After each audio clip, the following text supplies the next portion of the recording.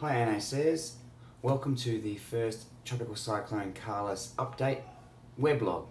I decided to do these just so we can answer a few questions and basically keep in touch with everybody on NAC. Tropical Cyclone Carlos at this stage looks to be just north of Darwin Airport, probably around Lee Point, around my area actually, maybe just northeast of us, heading towards the northeast, northwest, hard to say at this stage. But he is intensifying, as you're probably all experiencing now, the increase in rain and also winds as the southern and western quadrants start to wrap into the low-level circulation centre.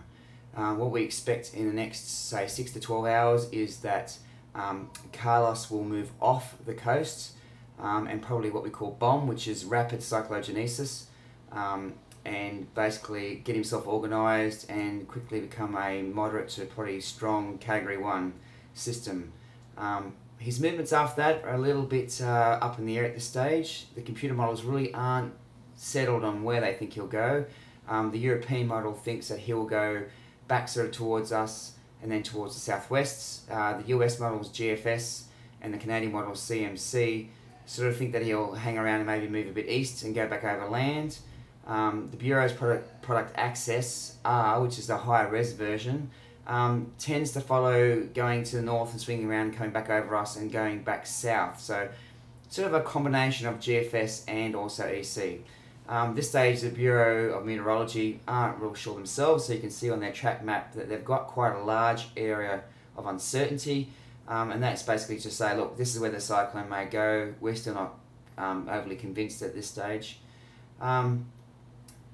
What we're looking at? Well, we're looking at an increasing in winds and precipitation. We won't see the sort of rainfall we had last night because that was due to a weird combination of factors of a developing low dragging down strong winds from upstairs called the monsoonal jet, and that at the same time was squeezing and pivoting right over Darwin. So what we had was basically like a big sponge being wrung out over us, and that's why we had such massive rainfalls. Cyclones usually are associated with accumulation type rainfall events, that is just constant 20 to 30 millimeters an hour.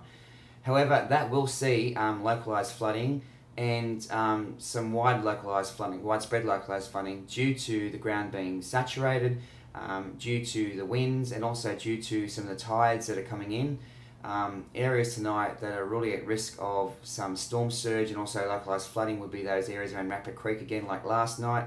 Bagot Road could be inundated with the higher tides, and also some areas, coastal areas too, with some some big wave action. So just take it easy, those people in those areas. Keep an ear out for latest developments, especially on northwestchasers.com, or go to the Bureau, bom.gov.au. Longer term predictions, as I said, not settled as yet. I'm expecting it to go to our north into the Beagle Gulf and then maybe the Van Diemen's Gulf. Hover there for a little bit, get himself organised, become possibly a Cat 2, even probably a strong Cat 2. And look, a weak Cat 3 is not out of the question at this stage. So I would urge you all out there to make your preparations, continue to make sure that your cyclone kits are ready to go. If you've got any debris around your house, pick it up and get rid of it.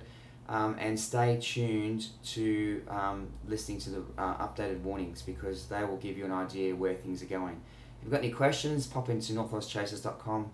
Ask away, we're happy to help as usual. Sayonara.